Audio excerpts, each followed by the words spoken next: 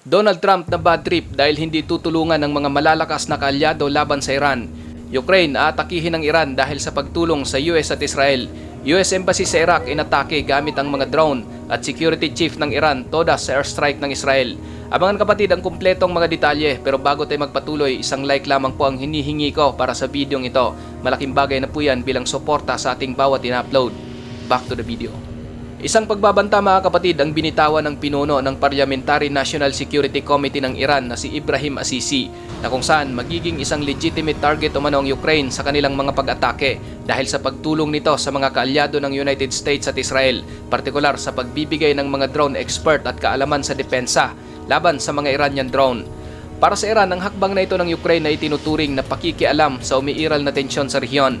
Nagpadala ang Ukraine ng mga drone experts sa ilang bansa sa Middle East dahil sa pakikiusap ng US at mga Gulf state para mapabuti ang kanilang depensa laban sa mga pag-atake ng Iranian drones na ginagamit sa kasalukuyang digmaan sa rehiyon. Ayon sa mga report, 3 team ng mga eksperto kasama ang anti-drone units at mga interceptor drones ang pinadala ng Ukraine sa mga bansa tulad ng Qatar, United Arab Emirates, Saudi Arabia at isang base ng US sa Jordan para mag-assist at magbigay ng kaalaman sa pag-counter ng mga Iranian drones batay sa malawak na karanasan ng Ukraine sa pagharap sa mga Shahid drones mula sa kanilang digmaan laban sa Russia. Ang mga Iranian drones mga kapatid, partikular ang Shahid series tulad ng Shahid 131 at Shahid 136 ay delikadong uri ng kamikaze o loitering munition drones na may kakayahang umabot ng daan-daang kilometro at magdala ng explosive payload na sapat upang makapinsala ng isang infrastructure, air defense system o maging base militar. Bukod sa malayong range at destructive capacity ng ganitong mga drone, delikado rin ito dahil madalas itong gamitin sa tinatawag na swarm attacks kung saan sabay-sabay na ilulunsad ang daan-daang drone upang ma-overwhelm ang depensa ng kalaban. Ang mga drone na ito ay mura kumpara sa mga interceptors tulad ng Patriots at Stingers. Mahirap din silang makita at sagupain gamit lamang ang traditional na radar at air defense system dahil sa maliit nitong sukat, mababang altitude at taktika ng loitering. Yan ang dahilan kapatid kung bakit humingi ang United States at ilang Middle Eastern allies ng tulong mula sa Ukraine na mayroong praktikal na karanasan sa pagharap ng Iranian-made Shahid drone sa kanilang digmaan laban sa Russia. Bilang tugon, nagpadala ang Ukraine ng mga eksperto sa drone warfare upang mag-train, mag-set up ng anti-drone system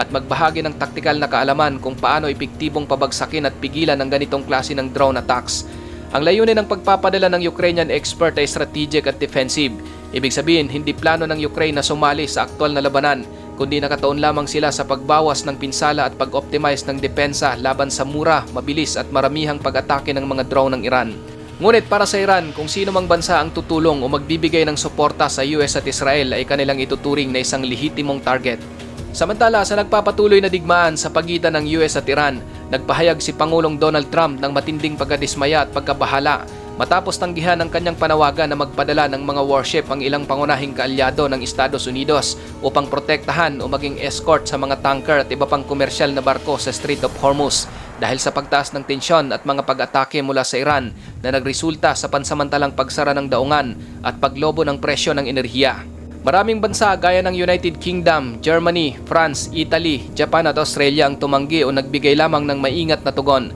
Ayon sa Germany, hindi nila ito digmaan at wala silang planong isali ang bansa sa anumang direktang military activity na may kaugnayan sa pag-reopen ng Strait of Hormuz dahil ang usapin ay hindi umano sakop ng misyon ng NATO at hindi ito nasasakupan ng kanilang obligasyon sa kolektibong depensa. Ang focus ng Germany ayon sa kanilang mga leader ay dapat diplomasya at pagwakas ng krisis sa halip na magpadala ng mga warship sa isang mapanganib na operasyon kung saan ang Europa ay hindi opisyal na nagtangkang pumasok sa mas malawak na digmaan. Ang sabi naman ng France, hindi nila papayagan na i-deploy ang kanilang navy sa isang misyon habang umiiral pa ang labanan at ipinapahayag na ang anumang naval escort operation ay purely defensive at support lamang at dapat isagawa pagkatapos lumamig ang sitwasyon sa halip na sumali agad sa militar na operasyon na hinihikayat ng Estados Unidos. Bagaman may mga pahayag noon si Pangulong Emmanuel Macron na maghanda sa isang coalition para sa purely defensive escort mission sa ilalim ng European Naval Framework gaya ng Operation Aspides nang layunin ay protektahan ang mga komersyal na barko, binigyang din ng French official na wala silang balak ipadala ang kanilang mga warship sa Strait of Hormuz sa kasalukuyang mainit na yugto ng digmaan at mas pinili nilang itoon ang mga pagsisikap sa diplomasya at pagbuo ng pangmatagalang solusyon kaysa direktang paglahok sa isang frontline military escort mission na hinihiling ni Trump. Ayon naman sa Italy, hindi rin sila magpapadala ng mga barko o direktang sasali sa militar na operasyon na hinihiling ng Estados Unidos dahil sa kasalukuyang krisis. Ayon sa pahayag ng Italian Foreign Minister na si Antonio Tajani, ang diplomasya at pag-iwas sa paglala ng tensyon ang tamang paraan upang harapin ang sitwasyon at walang kasalukuyang naval mission ng Italy na maaring palawigin para sumakop sa nasabing misyon sa Strait of Hormuz habang umiiral pa ang digmaan. Kaya malinaw nilang tinanggihan ang ideya ng direktang pag-deploy ng kanilang mga warship bilang bahagi ng koalisyon na hinihiling ni Trump. Ayon naman sa Japan, hindi plano ng Tokyo na mag-deploy ng kanilang mga naval vessel para sa delikadong misyon sa kasalukuyang panahon. Ayon sa pahayag ni Prime Minister Sanae Takaishi, walang kasalukuyang plano ang Japan na magpadala ng warship sa Strait of Hormuz bilang tugon sa panawagan ni Trump at patuloy nilang ine-evaluate kung ano ang maaring gawin batay sa mga legal na limitasyon ng kanilang konstitusyon at sariling batas, lalo na't ang kanilang pinagtutuunan ay ang diplomasya at pagpapakalma ng sitwasyon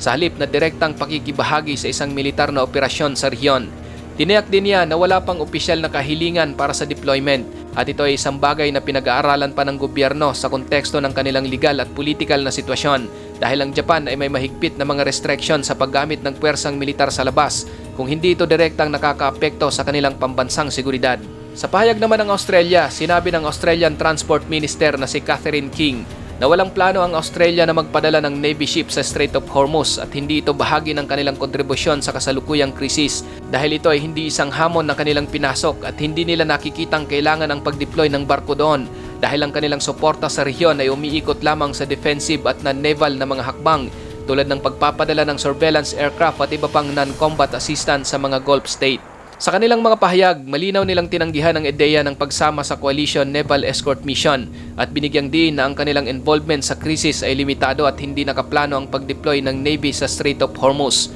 Dahil sa mga pahayag na ito, binatikos ni Trump ang mga bansang ito. Tinawag niyang ingratitude ang kawalan ng suporta ng mga ito matapos ang dekadang mahabang kooperasyon at seguridad na ibinigay ng US at iginiit na ang kolektibong seguridad ng maritime routes ay dapat unawain sa konteksto ng lumalalang sitwasyon sa Gulf at global energy supply disruption. Sa iba pang update ng digmaan mga kapatid, nito lang March 17, 2026, isang matinding pag-atake ng mga drone at rocket ang inilunsad ng Iran sa US Embassy sa Baghdad, Iraq.